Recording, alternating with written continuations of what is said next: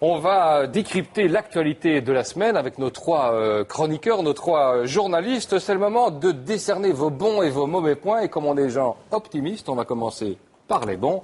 Et on commence avec Pierre Kroll, votre top, Pierre. Bonne année, au passage. Oui, bonne année.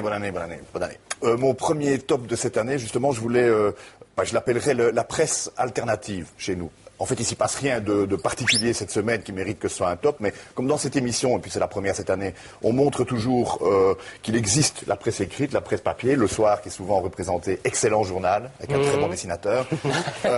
Quand c'est pas la Libre Belgique, la Dernière Heure, Vers l'Avenir, le groupe Sud Presse, on connaît ces journaux, on connaît moins toute une série d'autres journaux papier. Or, on est à l'heure des blogs et on va tout le temps chercher des informations sur les blogs. Or, il existe des tas de journaux papier plus secondaires en Belgique, des journaux très militants comme Solidaire, le journal du PTB, qu'il est parfois intéressant de lire, même si on n'est pas militant du PTB.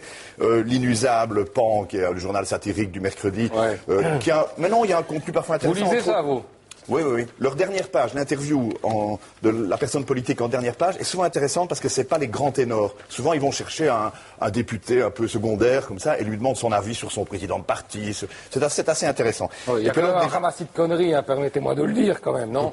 Je crois que tout n'est pas vérifié 10 fois, c'est pour ça qu'il y a des meilleurs journaux. J'ai pas dit que ceci était les meilleurs. Même pas 2 fois, d'ailleurs. C'est vrai ? Vous avez un problème Oui, j'ai eu quelques petits soucis, oui. Bon, allez, on élimine Pan et Solidaire. Alors, il y a les journaux vraiment alternatifs, vraiment anards, quoi, si vous voulez. Et je voulais en citer 2. Le Batia Morsou, c'est du wallon. Le Batia Morsou. Ouais, c'est fait à Mons. Batia Morsou, ça veut dire le bateau ivre. Ah, voilà. Référence à Rimbaud, si vous avez des lettres, qui n'était pas mon toit, mais enfin. Et c'est un journal...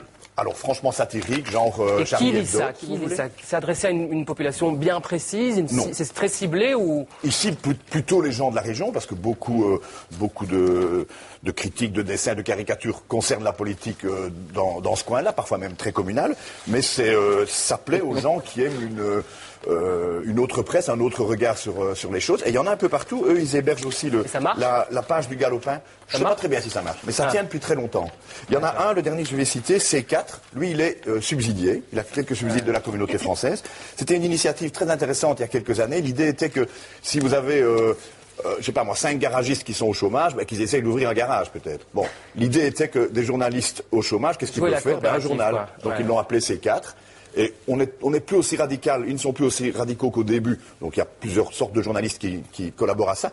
Mais c'est un journal très très complet, très riche d'informations et qui montre, si vous voulez, toutes les mutations de notre époque. C'est un journal qui se situe pleinement dans le non-emploi, dans la débrouille, dans le monde, il faut bien vivre avec tout ce qui va mal et le faire aussi avec originalité. Voilà. Alors donc c'est des journaux, je ne suis pas leur représentant de commerce, je ne vous donne pas les adresses, vous les trouverez où vous voulez, mais je voulais dire qu'il existait une autre presse que les grands journaux. Un petit coup de chapeau donc de Pierre Kroll à la presse alternative.